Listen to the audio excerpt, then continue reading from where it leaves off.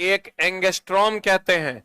आई कहता है दोनों त्रिज्याओं का जो अंतर होता है -15 -10, तो ये दोनों त्रिज्या का जो अंतर होता है वो होता है 10⁵ कितना होता है? -5 न कितना 5। जैसे चला बताओ -20 -30 में कितना का अंतर है? 10 का कि -10 का? 10 का। कितना का अंतर है? 10 का। 20 और 30 में कितना का अंतर है? कितना का अंतर है? इसका मतलब अंतर कभी माइनस नहीं होता, तो ये दोनों में जो अंतर होगा वो कितना का होगा? 5 का ना, 10⁵ का। जल्दी से लिख।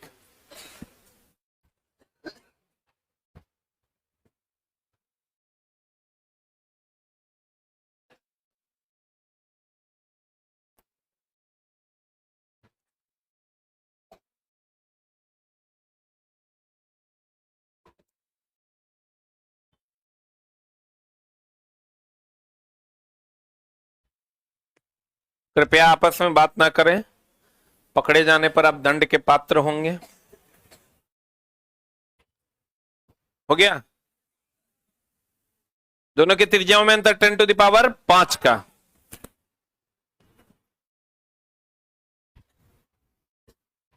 अरे लिखे,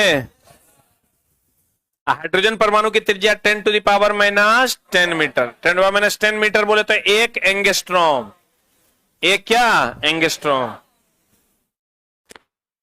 डाल्टन ऐसे प्रथम वैज्ञानिक थे जिन्होंने तत्वों के प्रतीकों का प्रयोग अत्यंत विशिष्ट अर्थ में किया था। प्रतीक मतलब सिंबल, जैसे हाइड्रोजन के लिए H बोलो रे। लेकिन अगर कह देगा पहली बार तत्वों का प्रतीक के बारे में कौन बताया था? बर्जीलियस। कौन बताया था? लेकिन कहेगा किसने तत्वों के प्रतीकों का प्रयोग अत्यंत विशिष्ट अर्थ में किया था? डाल्टन। लेकिन अगर खाली कह देगा किसने तत्वों के प्रतीक को पहली बार बताया, प्रतीक को पहली बार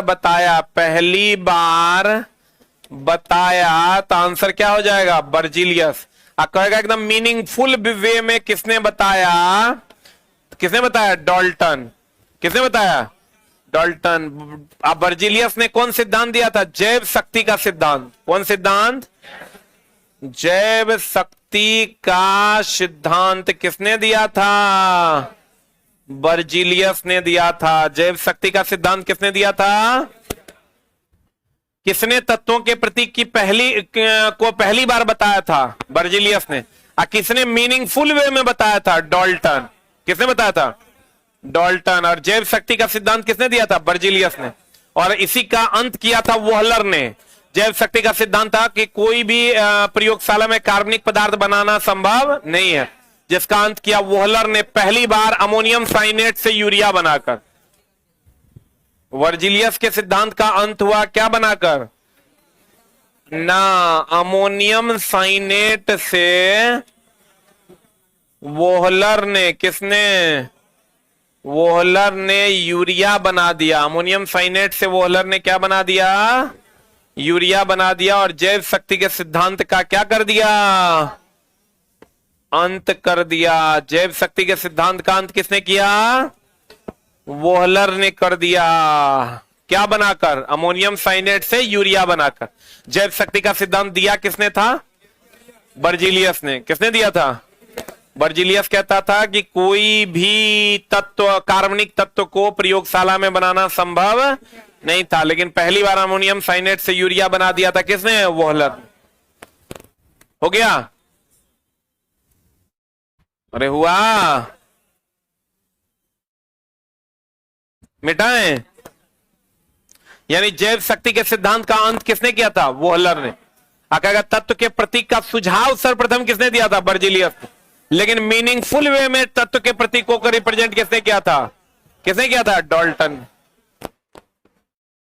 एवोगाड्रो नंबर के बारे में तो पता होगा। किसी भी तत्व के लिए हम जो 1 मोल लेते हैं, चला कितना लेते हैं?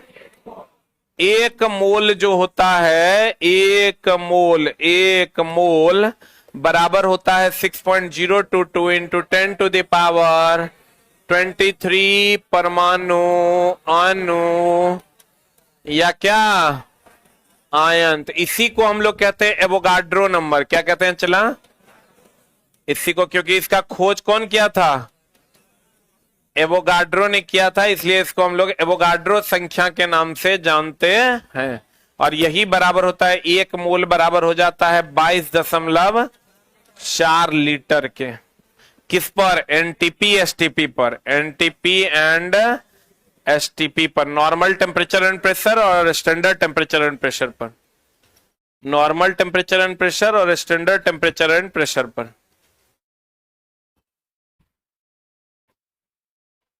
इसकी खोज कौन किया था, एवोगाड्रो, इसलिए इसको कौन नंबर कहते हैं, एवोगाड्रो संख्या के नाम से जानते हैं। बढ़े,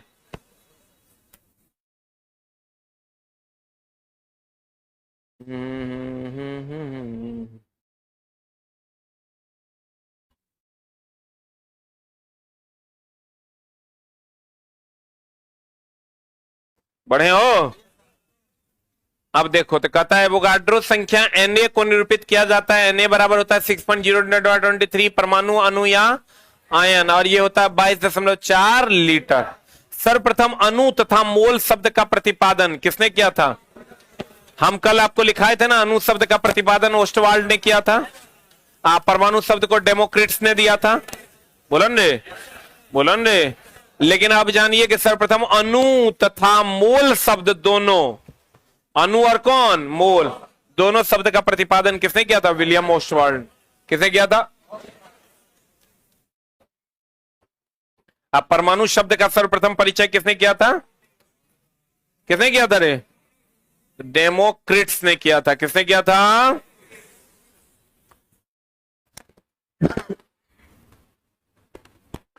अणु शब्द और मूल शब्द का पहली बार खोज कौन किया था, ओस्टवाल्ड। अब परमाणु शब्द का खोज कौन किया था, डेमोक्रिट्स। बढ़े,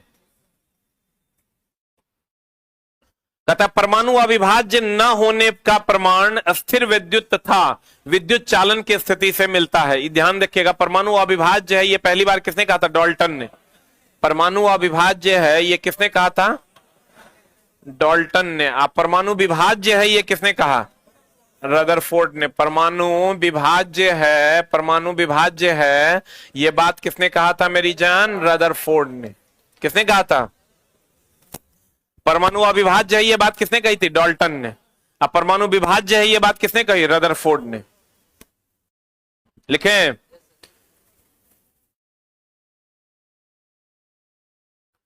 कहता परमाणु अविभाज्य न होने का प्रमाण अस्थिर विद्युत तथा विद्युत चालन की स्थिति से मिलता है। इससे पता चलता है कि परमाणु विभाज्य नहीं है, अविभाज्य नहीं है, यह विभाज्य है। प्रोटॉन की खोज किसने की थी, कैनाल रे के रूप में किसने की थी, गोल्डस्टीन ने। अब चला, प्रोटॉन की खोज पर बहुत ज्यादा झोल है। सबको पता है कि इलेक्ट्रॉन का खोज कौन किया था, जे थॉमसन ने किया। बोलो हां। लेकिन प्रोटॉन की खोज में सब लोग कहते हैं कि गोल्डस्टीन, गोल्डस्टीन या रदरफोर्ड, यही ना कहते हैं। और न्यूट्रॉन के लिए तो सबको पता है जेम्स चैडविक ना, जेम्स चैडविक। अब क्वेश्चन कह रहा है कि प्रोटॉन की खोज कैनाल रे के रूप में गोल्डस्टीन ने 1886 में किया, परंतु बाद में इसकी व्याख्या प्रोटॉन के रूप में किसने कर दिया, किसने कर दिया, रदरफोर्ड। इसका मतलब खोज जो किया, तो अगर तो इस पर चला बहुत लोग विवाद करते हैं कि सर गोल्डस्टीन दे कि रदरफोर्ड दे। तुम्हारा जो एनसीईआरटी है दोस्त मेरे, उसमें यह दिया हुआ है कि प्रोटॉन की खोज कैनाल रे के रूप में किसने किया, गोल्डस्टीन ने 1886 में किया, परंतु बाद में इसकी व्याख्या प्रोटॉन के रूप में किसने किया, रदरफोर्ड ने। इसका मतलब जो पहला ऑप्शन होगा वो आपका क्या होगा, गोल्डस्टीन, और दूसरा ऑप्शन होगा रदरफोर्ड। लेकिन अगर कह देगा खोज किसने किया तो गोल्डस्टीन, और कहेगा व्याख्या किसने किया, रदरफोर्ड। लेकिन अगर खोज में भी पहले कह देगा तो गोल्डस्टीन, और बाद में कह देगा तो रदरफोर्ड। बोलो ने, ये एनसीईआरटी के लाइन से इस बात की पुष्टि होती है। अच्छा चला, अधिकतर किताबों में कहीं गोल्डस्टीन कहीं रदरफोर्ड मिलता है। इसलिए हम इसको अपने किताब में अब क्लियरली लिखने जा रहे हैं कि प्रोटॉन की खोज केनाल रे के रूप में गोल्डस्टीन ने 1886 में किया, लेकिन बाद में इसकी व्याख्या रदरफोर्ड ने किया अल्फा प्रकीर्णन प्रभाव के द्वारा। किसके प्रभाव के द्वारा? अल्फा प्रकीर्णन प्रभाव के द्वारा। तो अब अगर तुमको प्रोटॉन, इसमें इलेक्ट्रॉन में तो कोई दिक्कत नहीं है, जे थॉमसन, न्यूट्रॉन में जेम्स चैडविक है, प्रोटॉन में झोल होता है गोल्डस्टीन की रदरफोर्ड। क्या मारिएगा? गोल्डस्टीन। गोल्डस्टीन नहीं रहेगा तो क्या मारिएगा? रदरफोर्ड। सही है ना?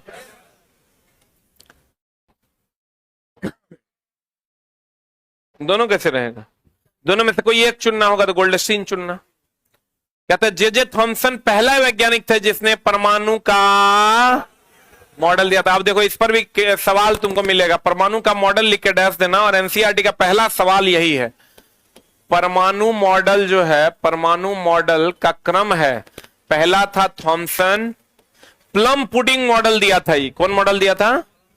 इसके बाद दिया था डाल्टन, इसके बाद दिया रदरफोर्ड, इसके बाद दिया बोर एंड ब्यूरी। ये क्रम है, एनसीईआरटी का सवाल है। थॉमसन ने चला, लिख लेना, प्लम पुडिंग मॉडल दिया था। कौन मॉडल दिया था? प्लम पुडिंग मॉडल दिया था। किसने? थॉमसन ने। कहा था केक जो है वो ले लिया था, केक में जो चारों तरफ चीजें चिपकी हुई थी, कहा वैसे ही इलेक्ट्रॉन चिपका हुआ है।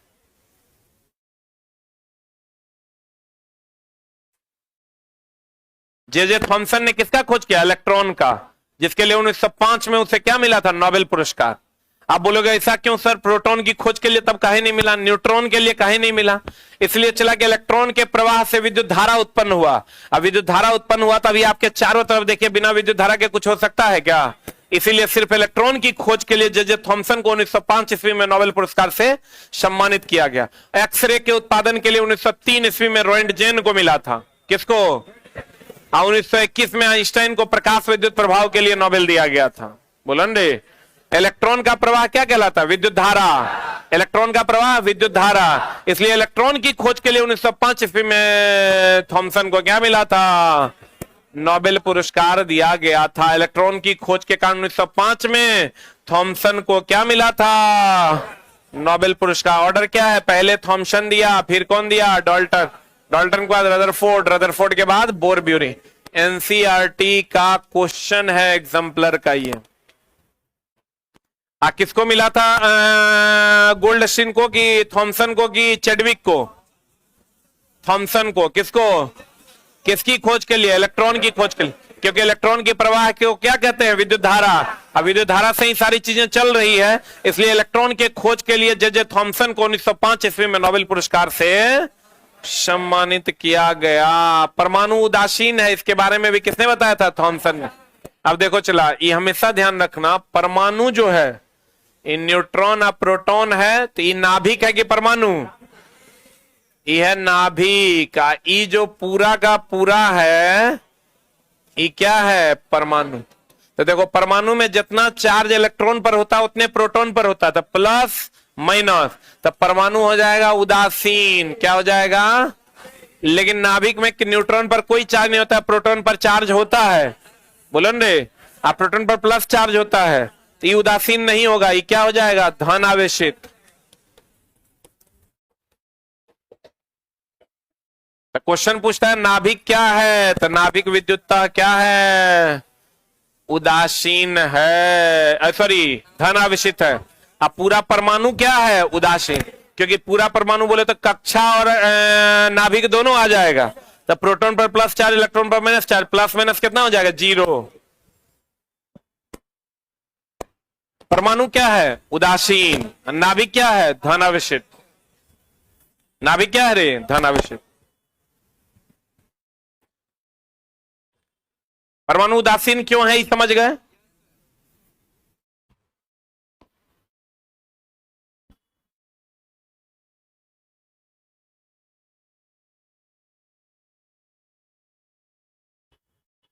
रदरफोर्ड को नाभिकीय भौतिकी के जनक कहते हैं, क्योंकि भैया रदरफोर्ड ही ना नाभिक का खोज किया था। किसने खोजा था? रदरफोर्ड ने नाभिक का खोज किया था। ये हो गया। देखो इन्होंने क्या किया था, एक सोने का पत्थर ले लिया। किसका पत्थर ले लिया? एक सोने का पत्थर क्यों लिया था? रदरफोर्ड। इससे अल्फा कण को गुजारा। कौन कण को गुजारा? तो बहुत सारा अल्फा कण जो है गुजर गया, कुछ अल्फा कण जो है डाइवर्ट हो गया, कुछ अल्फा कण जो है वो डाइवर्ट हो गया, इसे चला गया। कुछ अल्फा कण जिस पथ पे गया उसी पर लौट गया।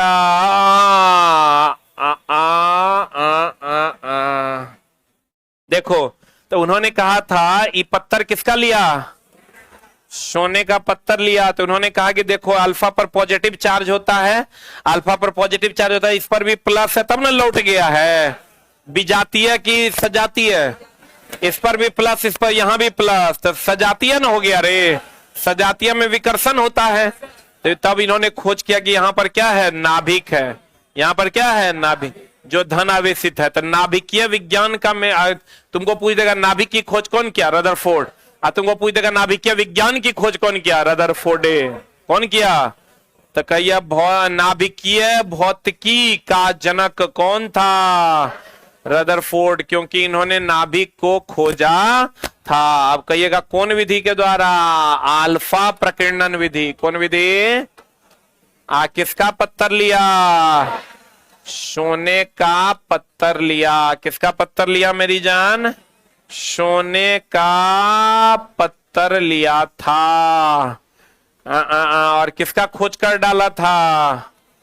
नाभिक। कभी कभी नाभिक नहीं देके न्यूक्लियन देता है, तो क्या बात है? न्यूक्लियन या नाभिक की बात करें मतलब न्यूट्रॉन प्लस प्रोटॉन।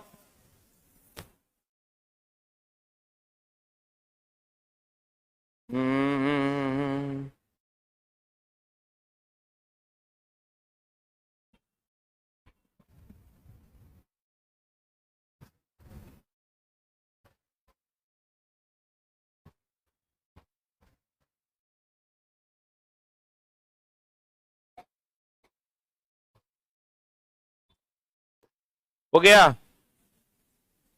अरे हुआ? बढ़े?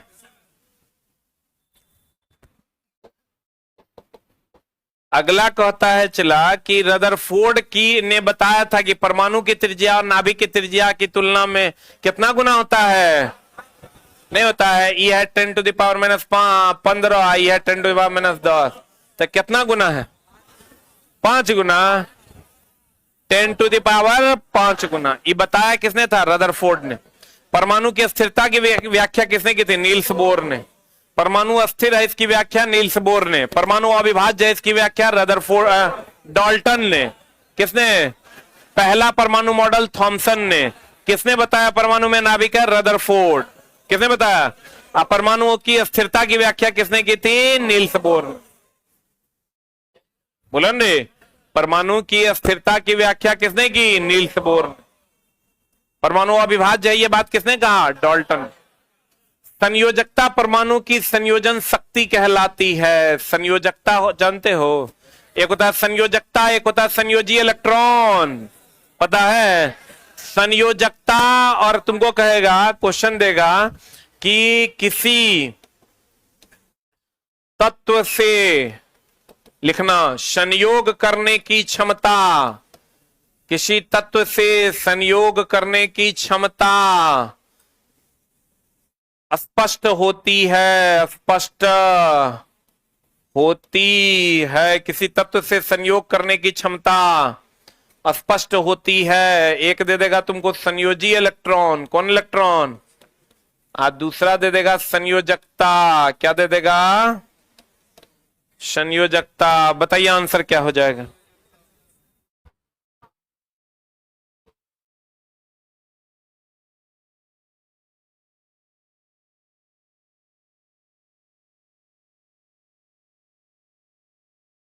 F5 की वैलिडिटी बढ़वा देते हैं। चला ऐप सब बढ़ गया है, पता नहीं तुम्हारा नहीं बढ़ा है क्यों। अनइंस्टॉल कर।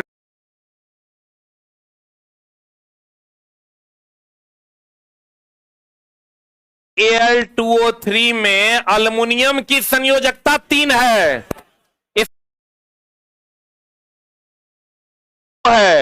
इसलिए ऑक्सीजन दो एल्युमिनियम को अपने साथ संयोग करवा लिया है। नहीं समझा?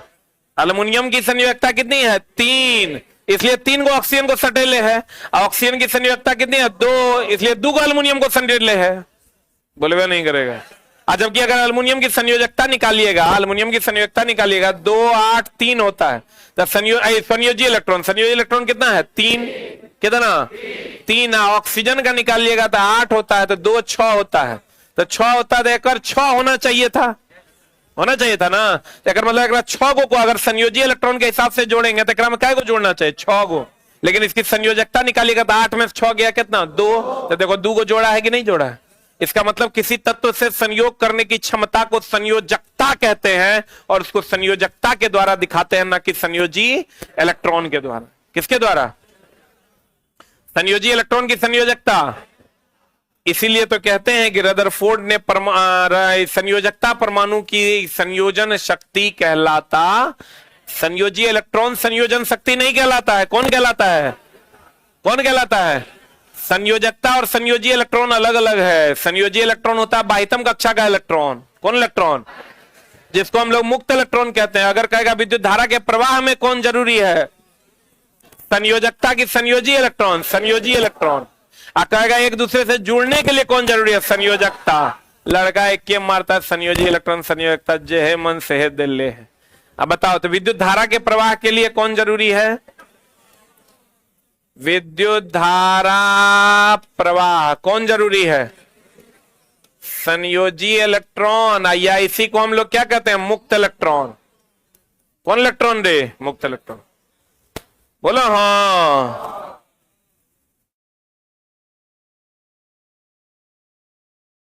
लेकिन एक दूसरे से जुड़ने के लिए क्या जरूरी है?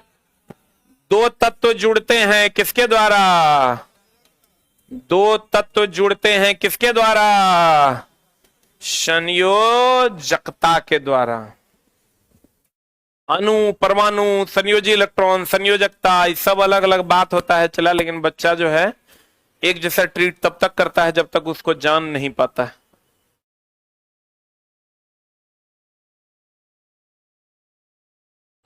मेरे में आज से अपलोड नहीं हो रहा। अभी कोई भी धंधा का बात नहीं करेगा, चुपचाप पढ़ेगा। न तो लड़का कहेगा देखो ये फ्री में पढ़ा रहा है, प्रचार मार रहा है। किसी भी प्रकार का कोई प्रचार नहीं होगा। जरा खरीदना है या जरा बैच से जुड़ना होगा, अपने हिसाब से देखो कहां तुम जुड़ पाओगे। हो गया? अरे हुआ। रदरफोर्ड ने परमाणु की तुलना किससे की थी? सौर परिवार। सर कैसे? उन्होंने कहा था कि देखो जैसे सूर्य के चारों तरफ सभी ग्रह चक्कर लगाते हैं, वैसे ही नाभिक के चारों तरफ इलेक्ट्रॉन चक्कर लगाता है। बोलो ने, ये इलेक्ट्रॉन, प्रोटॉन, न्यूट्रॉन, इस सब के बारे में, नाभिक के बारे में कौन बताता? रदरफोर्ड। तो वही ना कहेगा कि ये जो परमाणु है वो सौर परिवार के जैसा है। जैसे सौर परिवार में सूर्य के चारों तरफ ग्रह चक्कर लगाता है, वैसे यहां भी नाभिक के चारों तरफ कौन चक्कर लगाता है? इलेक्ट्रॉन। तो भैया बताओ डाल्टन कैसे कहेगा? डाल्टन ने कहा था ये अविभाज्य है, तो अविभाज्य है तो कह पाता कि नाभिक के चारों इलेक्ट्रॉन चक्कर लगाता है? थॉमसन भी नहीं कह पाता। थॉमसन क्यों नहीं कह पाता? थॉमसन कहता था कि वो केक ले लिया और केक के ऊपर अलग अलग जो चॉकलेट चिपका हुआ था, कहता है इसे ही इलेक्ट्रॉन चिपकल है। तो कर तो कोई बातें नहीं है। सूर्य के हिसाब से जैसे सूर्य के चारों ओर ग्रह घूम रहे हैं, वैसे उस चीज की व्याख्या रदरफोर्ड ने किया। रदरफोर्ड ने कहा एक नाभिक है और उसके चारों तरफ कौन चक्कर लगा रहा है? इलेक्ट्रॉन। कौन चक्कर लगा रहा है? और सूर्य के चारों तरफ कौन चक्कर लगा रहा है? ग्रह। कौन चक्कर लगा रहा है?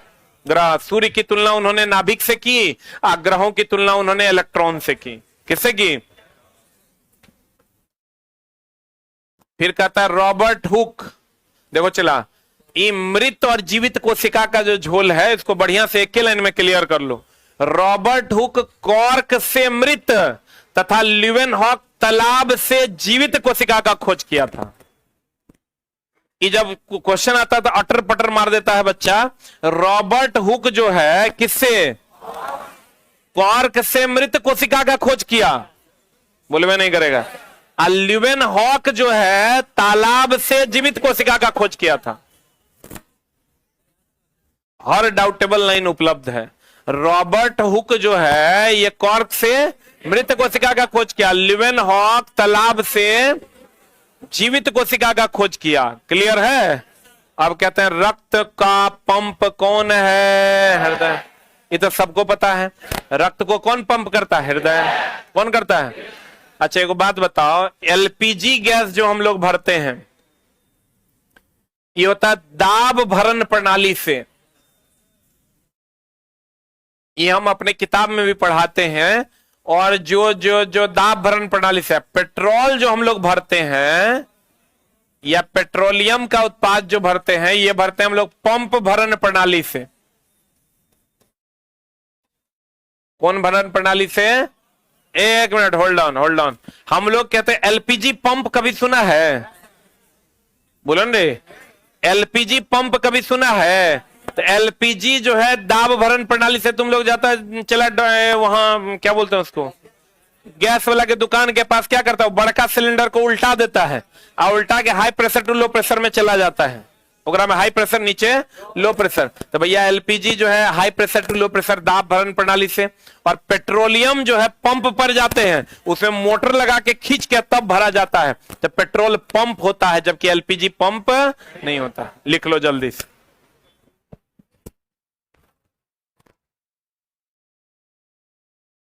हाँ जी, क्वार्क नहीं जानते हो रे? सबसे बढ़िया एकॉस्टिक है वो, ध्वनि अवशोषक पदार्थ है। हो गया। रक्त का पंप कौन है?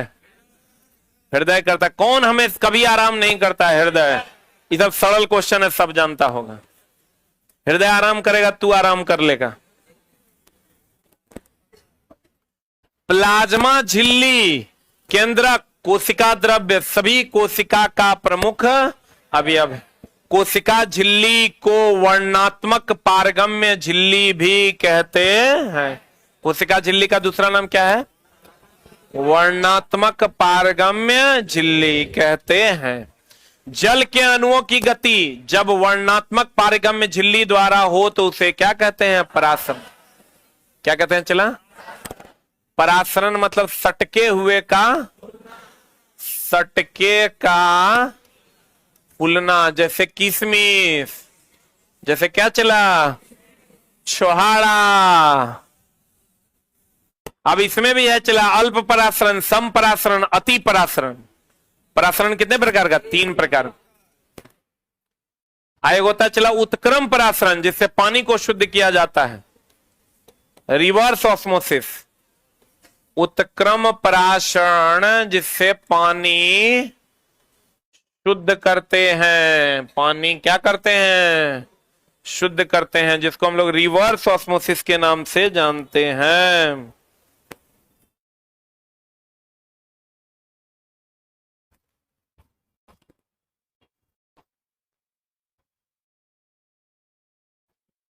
हो गया? लिख लिए? अल्प परासरण में कोशिका क्या हो जाएगा? फूल जाएगा। अब चला, यहां से भी एनसीईआरटी में सवाल है कि कोशिकाएं कब फूल जाती है?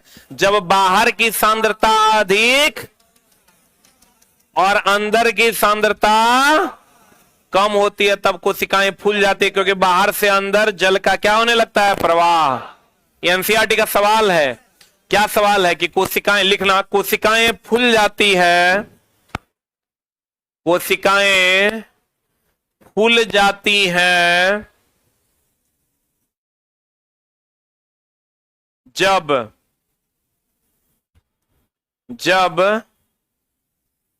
कोशिका के बाहर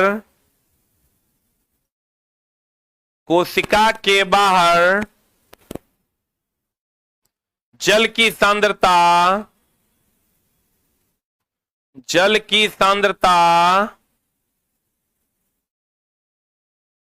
अधिक होती है और अंदर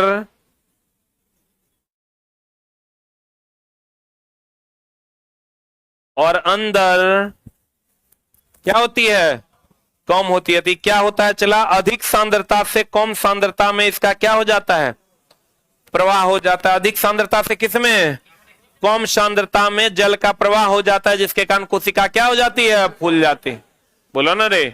अल्प परासरण में कोशिकाएं क्या हो जाती है? फूल जाती है। और फिर सम परासरण में कोई परिवर्तन नहीं होते। अति परासरण में कोशिका क्या हो जाता है? चिपक जाता है। क्या हो जाता है? चिपक जाता है।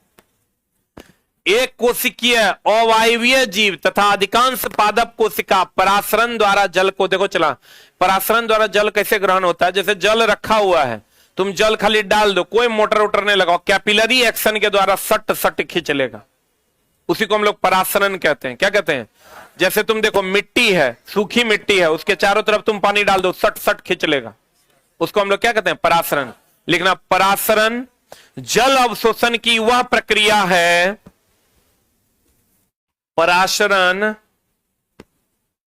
जल अवशोषण की वह प्रक्रिया है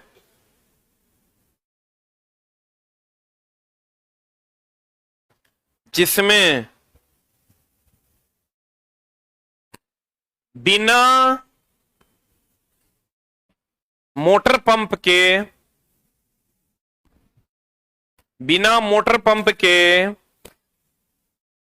केशिका क्रिया द्वारा, कोशिका क्रिया न, कौन क्रिया? केशिका क्रिया द्वारा जल का अवशोषण स्वतः हो जाता है। जल का अवशोषण क्या हो जाता है? चला, स्वतः हो जाता है। अब बताओ चला, एक कोशिकीय अवायवीय जीव अधिकांश पादप कोशिका, कौन कोशिका? किस विधि द्वारा जल ग्रहण करते हैं? परासरण द्वारा। किस विधि द्वारा? यही अगर उत्क्रम परासरण हो जाएगा तो हम कहेंगे पानी का शुद्धिकरण होता है। किसके द्वारा? उत्क्रम परासरण के द्वारा। किसके द्वारा? अब पानी अपने आप खिंचा जाता है। किसके द्वारा? परासरण के द्वारा। किसके द्वारा? परासरण। कहीं पर भी पानी रहेगा, जैसे जड़ क्या करता है? चला, पानी खींच लेता है कि नहीं? यह विधि कौन विधि है? परासरण। अब कहता है प्लाज्मा झिल्ली लचीली होती है, जो किसका किसका? लिपिड और प्रोटीन का मिश्रण। लिपिड एक प्रकार का क्या है? वसा है। लिपिड एक प्रकार का क्या है? वसा। अब प्रोटीन से एमिनो अम्ल का निर्माण होता है, एमिनो अम्ल से उत्तक का, उत्तक से अंग का। उत्तक समान होते हैं कि असमान होते हैं? उत्तक समान होते हैं जबकि अंग असमान होते हैं। ये क्लियर है ना? ये भी क्वेश्चन तो एनसीईआरटी में मिलेगा। उत्तक क्या होते हैं? लिख लो, उत्तक जो है वो कैसे होते हैं? समान। जो अंग होते हैं, अंग जो होते हैं वो कैसे होते हैं? अलग। उत्तक क्या होता है? समान। अंग क्या होता है? अलग। अब प्लाज्मा झिल्ली कैसी होती है? लचीली, जो लिपिड और किसका बना होता है? प्रोटीन का। अमीबा तथा अनेक एक कोशिकीय जीव अपना भोजन इंडोसाइटोसिस विधि द्वारा करते हैं। अमीबा तथा अनेक जीव अपना भोजन कौन विधि द्वारा करते हैं? चला, इंडोसाइटोसिस विधि द्वारा करते हैं। याद रखना होगा। कोशिका झिल्ली सहित अन्य पदार्थ का संकुचन जीव द्रव्य कुंचन कहलाता है। किसी भी पदार्थ का जो संकुचन होता है उसको हम लोग जीव द्रव्य कुंचन भी, संकुचन और कुंचन एक है। चला, जैसे हम लोग कहते हैं ना, हम जो भोजन करते हैं वो किस विधि द्वारा अंदर जाता है? मांसपेशियों के संकुचन या कुंचन द्वारा। यह भी एनसीईआरटी का सवाल है, लिख लो। हमारे द्वारा किया गया भोजन, हमारे द्वारा किया गया भोजन संकुचन या कुंचन विधि द्वारा, हमारे द्वारा किया गया भोजन मांसपेशियों के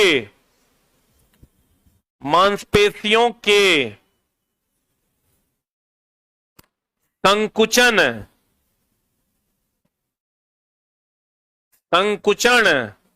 या कुंचन या क्रमाणुकुंचन, बोर्ड पर लिखा हुआ है। क्रमाणुकुंचन मतलब क्रम से संकुचित होना और फैलना, क्रमानुकुंचन के द्वारा होता है। एनसीईआरटी का लाइन क्वेश्चन है।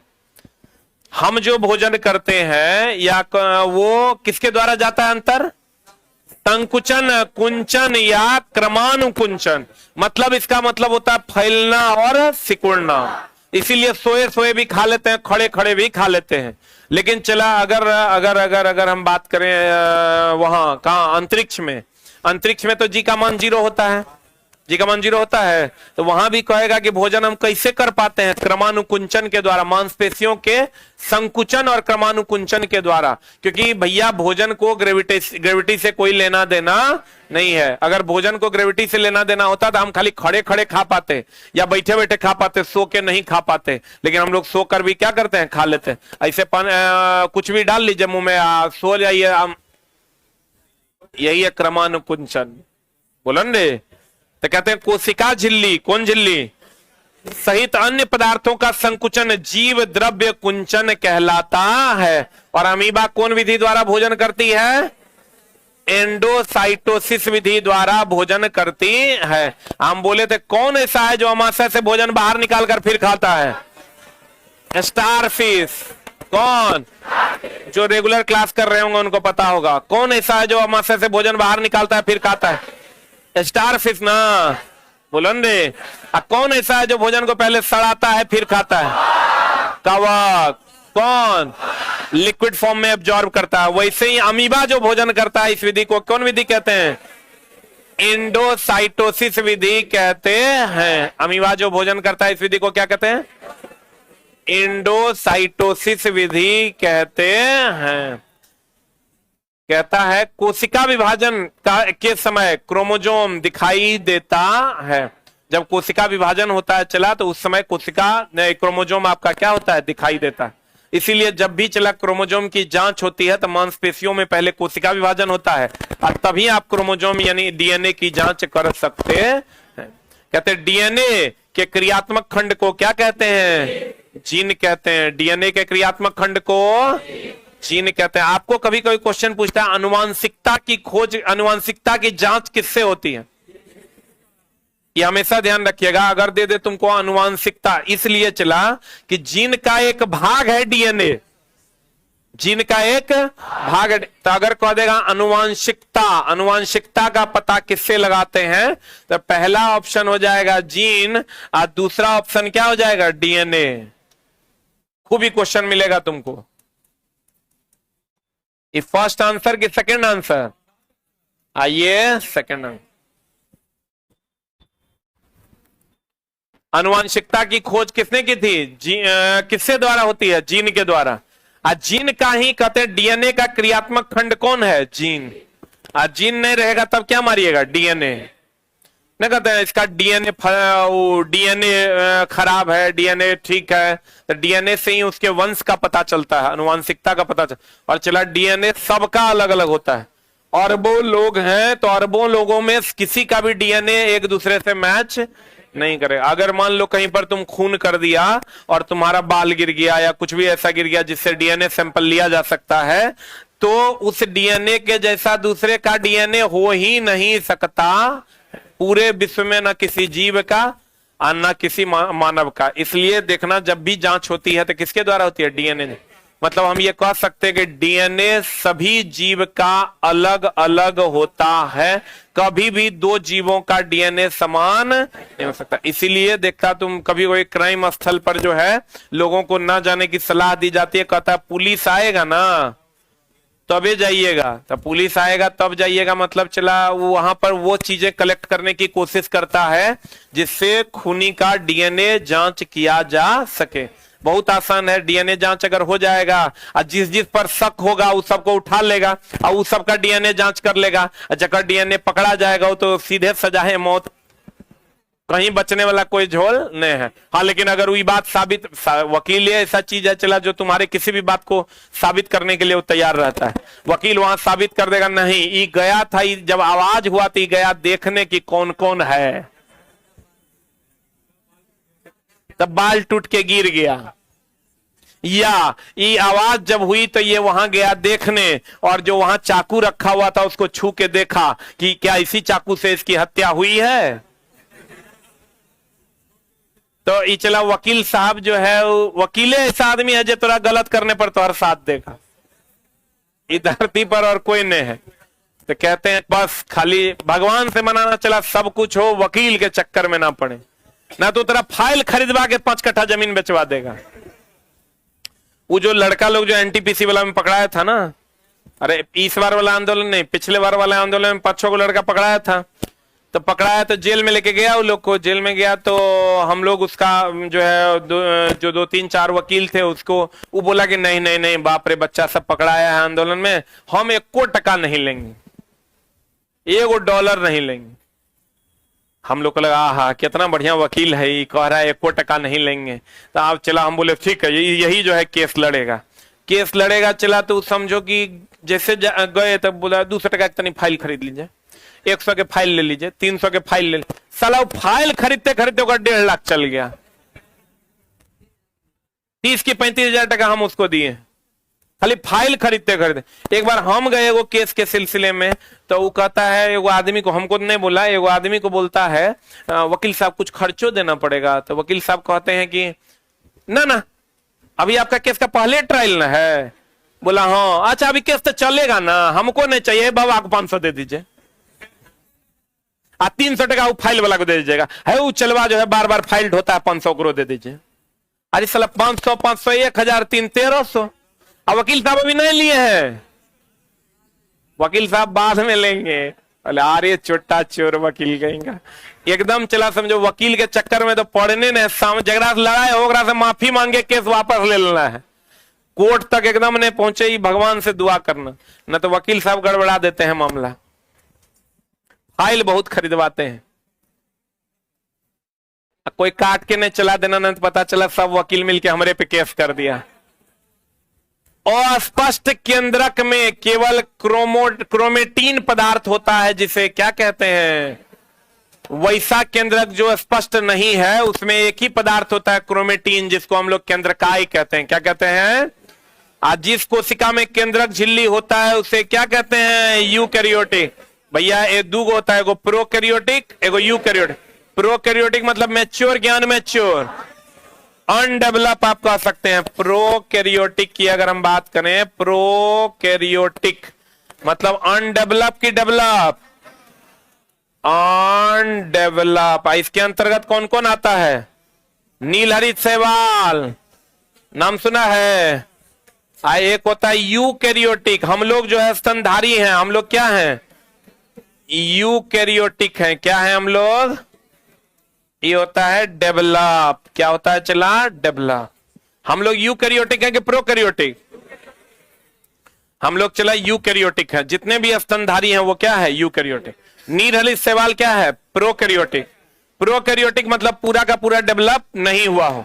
यूकैरियोटिक मतलब पूरा का पूरा क्या हो गया होगा? डेवलप हो गया। जिस कोशिका में केंद्रक झिल्ली होती है उसे यूकैरियोटिक है, जिसमें केंद्रक नहीं होगा उसे प्रोकैरियोटिक। क्या कहते हैं उसको? प्रोकैरियोटिक, क्योंकि वो अनडेवलप होता है, उसमें केंद्रक नहीं होता है। लिखा? कोशिका द्रव्य और केंद्रक द्रव्य को क्या कहते हैं? जीव द्रव्य। ये तो पढ़े होंगे आप लोग बायोलॉजी में भी। कोशिका द्रव्य ले लो और केंद्रक द्रव्य, सबको मिला के क्या कहते हैं? जीव द्रव्य। यकृत विष तथा दवा को निराकरण करने में महत्वपूर्ण भूमिका निभाता है। बताओ यकृत में कौन होता है जो विष को मार देता है? यकृत में कौन होता है जो विष को मार देता है? HCl। नाम सुने हो? पित्त भी। कौन चला? पित्त। तो ये विष तथा दवा को निराकरण करने में महत्वपूर्ण भूमिका निभाता है। कौन? यकृत। जो विष होगा, भोजन में जो विषाक्त पदार्थ होता है वो यकृत में क्या हो जाता है? समाप्त हो जाता है। क्या हो जाता है? और दवा का निराकरण, दवा को अलग अलग भागों में बांटने के लिए भी हम लोग किसका उपयोग करते हैं? यकृत का। यकृत बोले तो लीवर न रे। ईआर में संश्लेषित पदार्थ गोल्जी उपकरण में जमा रहता है। What is ER? Endoplasmic reticulum. Endoplasmic reticulum. Endoplasmic reticulum. Endoplasmic reticulum इसको कहते हैं अंतः प्रद्रव्यी जालिका, एंडोप्लाज्मिक रेटिकुलम। अंतःप्रद्रव्यी जालिका जो होता है चला, इसमें दो भाग होता है, एक होता है रफ भाग, एक होता है स्मूथ भाग। ये जो रफ भाग होता है इसी में क्या होता है, राइबोसोम। क्या होता है, राइबोसोम। और राइबोसोम प्रोटीन का निर्माण करता है। किसका निर्माण करता है, प्रोटीन फैक्ट्री, इसी को ना कहते हैं वो। राइबोसोम को हम लोग प्रोटीन फैक्ट्री के नाम से जानते। इंडोप्लाज्मिक रेटिकुलम में दो भाग होता है, एगो रफ भाग, एगो स्मूथ भाग। रफ भाग को में क्या होता है, राइबोसोम। और राइबोसोम क्या करता है, प्रोटीन का संश्लेषण। किसका संश्लेषण करता है, प्रोटीन का संश्लेषण करता है।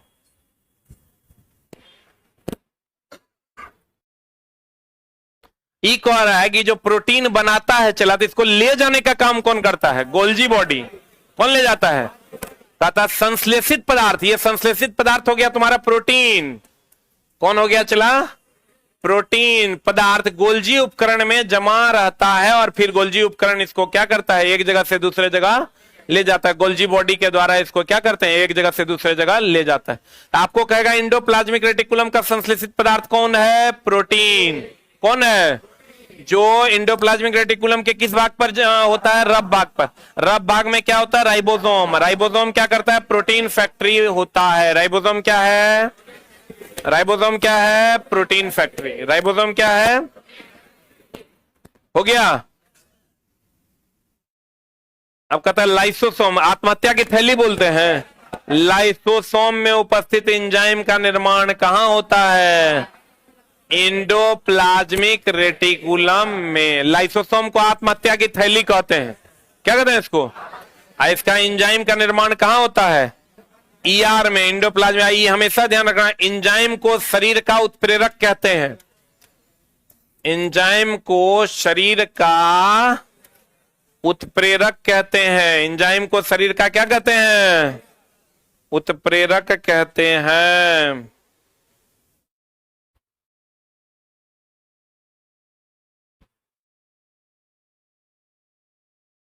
एंजाइम को शरीर का क्या कहते हैं चला, उत्प्रेरक कहते हैं। लाइसोसोम में उपस्थित एंजाइम का निर्माण कहां होता है, यार माइटोकॉन्ड्रिया, कोशिका का बिजली घर होगा। अब चला इसी में क्या करता है, पावर हाउस होता है ये। हम लोग तो याद करके जाते हैं, power house of the cell कौन है, माइटोकॉन्ड्रिया। तो पावर हाउस ही ना बिजली घर है। तो लड़का कहता है अरे सलाई तो पावर हाउस पढ़ के गए थे, बिजली घर की हो गया। पावर हाउस ही क्या होता है, बिजली घर। पावर हाउस ही क्या होता है, बिजली घर। इसमें कैसी झिल्ली होती है, दोहरी। माइटोकॉन्ड्रिया में दोहरी झिल्ली होती है। प्रोकैरियोटिक, बताओ प्रोकैरियोटिक मतलब डेवलप की अनडेवलप। इसमें बहुत सारा चीज अनुपस्थित होता है। बोलन रे, कहता है प्रोकैरियोटिक कोशिका में किसी भी प्रकार की झिल्ली नहीं होती। प्रोकैरियोटिक कोशिका में क्रोमोजोम के स्थान पर, क्योंकि चला डेवलपे नहीं होता जो क्रोमोजोम बनेगा। हम लोगों में क्रोमोजोम होता है। आप तो कहेगा क्रोमोजोम का विभाजन जो होता है वो टूटे हुए स्थिति में दिखाई पड़ता है कि जुटे हुए स्थिति में। अभी तुरंत बताए थे टूटे हुए स्थिति में। अच्छा बताओ, एक्स क्रोमोजोम बड़ा कि वाई, कौन बड़ा, साइज में एक्स बड़ा और वाई छोटा। अब कहते हैं प्रोकैरियोटिक कोशिका में बहुत सारा चीज क्या होता है, एब्सेंट होता है। तो यहां भी चला प्रोकैरियोटिक में क्रोमोजोम नहीं रह के न्यूक्लिक अम्ल होता है। और वही न्यूक्लिक अम्ल बाद में जो यूकैरियोटिक जब बन जाता है तो वो किसमें बन जाता है, क्रोमोजोम में। किसमें बन जाता है, जैसे चला यूकैरियोटिक में तो क्रोमोजोम, हम लोग यूकैरियोटिक हैं। कौन कैरियोटिक है, ये जितने भी स्तनधारी हैं सब जो डेवलप जीव तुमको दिखाई दे रहे हैं वो सब क्या है, यूकैरियोटिक। क्या है वो, तो यूकैरियोटिक में सारी चीजें पाई जाती है। प्रोकैरियोटिक में बहुत सारी चीजें एब्सेंट होती है। बहुत सारा चीज डेवलपमेंट के स्टेज में होता है, इसलिए उसको हम अनडेवलप कहते हैं। क्या कहते हैं उसको, ये समझ लो विकासशील होता है वो। क्या होता है वो, तो कहते हैं प्रोकैरियोटिक कोशिका में क्रोमोजोम के स्थान पर क्या रहता है, न्यूक्लिक अम्ल पाया जाता है। इसमें केवल राइबोसोम अंगक के रूप में होता है। केवल प्रोकैरियोटिक में कौन होता है, राइबोसोम। कोशिका के अंदर विषैले पदार्थों का निराकरण, चिकनी। हम बोले थे इसमें दो भाग है, एगो रफ एगो स्मूथ। कि जो कोशिका का निराकरण है, कोशिका का जो निराकरण, विषैले पदार्थों का जो निराकरण है, ये कौन भाग में होगा? स्मूथ में। रफ भाग में क्या होता है? प्रोटीन का निर्माण। रफ भाग में क्या होता है? प्रोटीन का निर्माण। और कहते हैं भैया मेरे कोशिका के अंदर विषैले पदार्थों का जो निराकरण होगा वो कहां होगा? स्मूथ भाग में। कोशिका के अंदर विषैले पदार्थों का निराकरण कहां होगा? स्मूथ भाग में। और रफ भाग में क्या होगा? प्रोटीन का निर्माण। जो कौन करेगा? राइबोसोम। कौन करेगा? राइबोसोम। लाइसोसोम को क्या कहते हैं? आत्महत्या की थैली। लाइसोसोम को क्या कहते हैं? आत्महत्या की थैली। कोशिका के अंदर विषैले पदार्थों का निराकरण कहां होगा? इंडोप्लाज्मिक रेटिकुलम के स्मूथ भाग पर। कौन भाग पर? और रफ भाग पर क्या होगा? प्रोटीन का निर्माण। जो किसके द्वारा होगा? लाइसोसोम के द्वारा। किसके द्वारा? राइबोसोम के द्वारा। किसके द्वारा? राइबोसोम। लाइसोसोम के द्वारा आत्महत्या की थैली। लाइसोसोम आत्महत्या की थैली। क्लियर है? गोल्जी उपकरण अभी तुरंत बताए थे। ये सरल शर्करा को किसमें बदल देता है? जटिल शर्करा में बदलता है। गोल्जी बॉडी का काम है पदार्थों का आवागमन करना। ये सरल शर्करा को किसमें बदलता है? जटिल शर्करा। ये काम चला एंजाइम का भी है। किसका है ये काम? ये काम एंजाइम का भी है। सरल शर्करा को किसमें बदल देता है? जटिल शर्करा में बदल देता है। बताओ तो, जाइलम और फ्लोएम जटिल है, जटिल उत्तक है कि सरल? जटिल उत्तक है। जाइलम और फ्लोएम जो है, जाइलम एंड फ्लोएम जो है, ये सरल है कि जटिल है? क्या है ये? जटिल है। आई चला, ये क्वेश्चन पूछा था पिछले बार बिहार पुलिस में। गोल्जी उपकरण का परीक्षण सिल्वर नाइट्रेट के साथ करते हैं। किसके साथ करते हैं? आज सिल्वर नाइट्रेट का दूसरा नाम लूनर कास्टिक भी है। कौन कास्टिक है चला? सिल्वर नाइट्रेट का दूसरा नाम लूनर कास्टिक है। इसी का उपयोग मतदाता के स्याही में करते हैं। मतदाता के स्याही में करते हैं। किस में करते हैं? मतदाता के स्याही में करते हैं।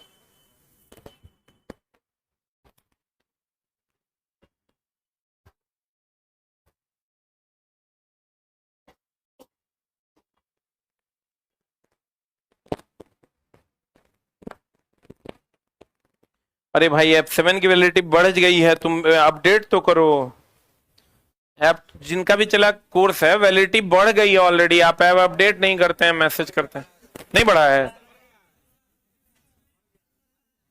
चुट्टा सब का बढ़ गया। कितने लोगों का बढ़ गया वैलिडिटी? देखो, ये लोग का बढ़ा है तो रस दुश्मनी है रे। ऐसा खोज के बढ़ाए हैं हम। ऐप को अपडेट करो ना, बढ़ जाएगा। चुप चुट्टा, ये लोग का बढ़ गया, तुम्हारा कहीं नहीं बढ़ा। अच्छा, मैं एक बार फिर चेक करवा लेते हैं। हम सब का चला, जो लोग एक बार कोर्स ले लिए हैं उनको दोबारा कोर्स लेने की कोई आवश्यकता नहीं है। एक और फंक्शनैलिटी हम ऐड कर रहे हैं बहुत जल्द, जो 1 महीना के अंदर सभी कोर्सेस में उपलब्ध होगा तुम लोगों के लिए। कि चूंकि हमारे यहाँ क्लासेस लाइव चलती हैं, तो हम एक रिकॉर्डेड फॉर्म में बिना एकदम फास्ट कोर्स एक बनाकर डाल रहे हैं। सभी जितने भी कोर्सेस हमने पढ़ा रखे हैं उस सब में एक रिकॉर्डेड फॉर्मेट में एक VOD कोर्स होगा, जो डायरेक्ट रिकॉर्ड फ्रॉम स्टूडियो होगा। अब वो उपलब्ध रहेगा। जो चैप्टर जिसको पढ़ना होगा वो चैप्टर बच्चा पढ़ लेगा। उसमें और भी चीज ऐड कर रहे हैं, चैप्टर वाइज क्वेश्चन भी डिस्कस रहेगा। जिसको जो क्वेश्चन में दिक्कत होगा अपना उस क्वेश्चन में जाएगा, उस नंबर का क्वेश्चन खोलेगा और अपना पढ़ लेगा। ठीक है, वो एक अलग, ये तो क्लास जो तुम्हारा है बैच ऑलरेडी वो रहबे करेगा। एक वो अलग से ही डाल रहे हैं हम, इसलिए कि जिन बच्चों को मान लो कि फास्ट रिवीजन करना है तो वो फास्ट रिवीजन कर पाएंगे। जिसको खाली क्वेश्चन डिस्कस करना है वो क्वेश्चन डिस्कस कर लेंगे। क्योंकि बहुत सारे बच्चे गांव देहात के होते हैं, उनको चला क्वेश्चन डिस्कशन में दिक्कत होती है और हम उसके पास उपलब्ध नहीं रहते या अन्य टीचर नहीं रहते हैं, तो उसके लिए सारे क्वेश्चन का डिस्कशन, कंप्लीट क्लास, वो एकदम शेड्यूल वे में, चैप्टर बाय चैप्टर, शेड्यूल वे में PDF। वो जैसे ही कोई अब कोर्स खरीदेगा तो एक VOD क्लास उसको रिकॉर्डेड ऑलरेडी अवेलेबल मिलेगा और एक लाइव क्लास अलग से मिलेगा। ये अलग रिकॉर्ड होके रहेगा और ये अलग रिकॉर्ड होके रहेगा। मान लो 2 क्लास छूट गया तो यहां से आप मेकअप कर लीजिए, यहां सब कुछ शेड्यूल्ड रहेगा। ठीक है, बहुत जल्द ये फैसिलिटी हम जैसे ही बच्चा कोर्स 199 का खरीदा, 299 का खरीदा, तो ये उसको एकदम फ्री ऑफ कॉस्ट वहां पर उपलब्ध मिल जाएगा, पूरा कोर्स एक साथ। जिसको मान लो फास्ट फास्ट पढ़ना है वो फास्ट फास्ट पढ़ेगा, जिसको टाइम है लाइव नहीं पढ़ेगा तो VOD क्लास यहां से पढ़ सकता है, यहां से भी पढ़ सकता है। उस टाइप की फैसिलिटी दे रहा है। चैप्टर वाइज क्वेश्चन डिस्कशन वगैरह वो सारा चीज ऐप पर ऐड होके आएगा। गोल्जी उपकरण का परीक्षण किसके द्वारा होता है? Silver nitrate. और सिल्वर नाइट्रेट को हम लोग क्या कहते हैं? Lunar casting. मतदाता के स्याही में भी हम लोग किसका उपयोग करते हैं? Silver nitrate. किसका उपयोग करते हैं? सिल्वर नाइट्रेट का उपयोग करते हैं। पोटेशियम नाइट्रेट का उपयोग बारूद में करते हैं। पोटेशियम नाइट्रेट का उपयोग बारूद में करते हैं। रक्त ऑक्सीजन, भोजन, हार्मोन और अपशिष्ट पदार्थों का वहन करता है। रक्त जो है हम लोग क्या कहते हैं? रक्त किसका वहन करता है? ऑक्सीजन। लेकिन अब समझिए, रक्त ऑक्सीजन, भोजन, हार्मोन और अपशिष्ट पदार्थों का क्या करता है? वहन करता है। इन सब चीजों का यह वहन करता है। रक्त प्लोएम तथा पेशी उत्तक का क्या है? उदाहरण। और रक्त संयोजी उत्तक का भी उदाहरण है, या यूं कहें तरल संयोजी उत्तक का भी उदाहरण है। किसका उदाहरण है? चला, तरल संयोजी उत्तक का भी रक्त क्या है? उदाहरण। रक्त को पेशीय उत्तक भी कहते हैं, रक्त को प्लोएम उत्तक भी कहते हैं, क्योंकि प्लोएम का भी काम है एक जगह से दूसरे जगह चीजों को ले जाना। प्लोएम का काम क्या है? चला, खनिज लवण का संचरण। आई देखो, रक्त का भी काम क्या है? भोजन, हार्मोन और अपशिष्ट का संचरण। बोलवे नहीं करेगा। तो रक्त को प्लोएम भी कहते हैं। रक्त को क्या कहते हैं? प्लोएम भी कहते हैं। और रक्त को पेशीय उत्तक भी कहते हैं। और रक्त तरल संयोजी उत्तक है। और खाली संयोजी उत्तक की बात करेगा तो हड्डी। कौन चला? खाली संयोजी उत्तक की बात करेगा तो हड्डी। कहते हैं विभाज्योत्तक उत्तक में रसधानी। रसधानी बोले तो वैक्यूल्स। नाम सुना है? वैक्यूल्स का काम है जल अवशोषण करना। क्या अवशोषण करना? वैक्यूल्स, इसका काम है जल अवशोषण। क्या काम है इसका? जल अवशोषण। तो कहते हैं विभाज्योत्तक उत्तक में रसधानी नहीं होता। विभाज्योत्तक उत्तक के कारण ही क्या होता है? चला, मोटापा। मोटापा या यूं कहें वृद्धि जो होता है विभाज्योत्तक उत्तक के कारण ही होता है। सेल विभाजन होता है, सेल डिवीजन होता है, जिसके कारण वृद्धि होता है।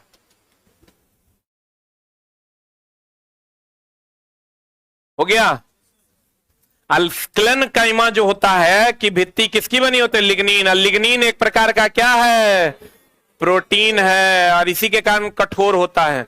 मृदु उत्तक होता है सबसे बाहरी उत्तक, जिसको हम निर्जीव उत्तक के नाम से भी जानते हैं। वाष्पोत्सर्जन की क्रिया भी पढ़ा दिए हैं पीछे हम, बताओ क्या होगा? वाष्पोत्सर्जन की क्रिया कहां होती है? रंध्र में। वाष्पीकरण होता है कि वाष्पोत्सर्जन? वाष्पोत्सर्जन कहां होता है? रंध्र में। कहां होता है? वाष्पोत्सर्जन होता है रंध्र में। अब वाष्पीकरण किसका होता है? पानी का। किसका? खनिज लवण का संचरण कोशिका क्रिया द्वारा कि केशिका क्रिया द्वारा? किस क्रिया द्वारा? रक्त को प्लोएम भी कहते हैं, क्योंकि प्लोएम भी सारी चीजों का वहन करता है और रक्त भी सारी चीजों का वहन करता है। बोलो ने, क्लियर है? पक्का। और कोशिका कब फूलेगा? बाहर की सांद्रता ज्यादा और अंदर की सांद्रता कम। तो जल जब बाहर से अंदर की ओर आएगा तो कोशिका क्या हो जाएगा? फूल जाएगा।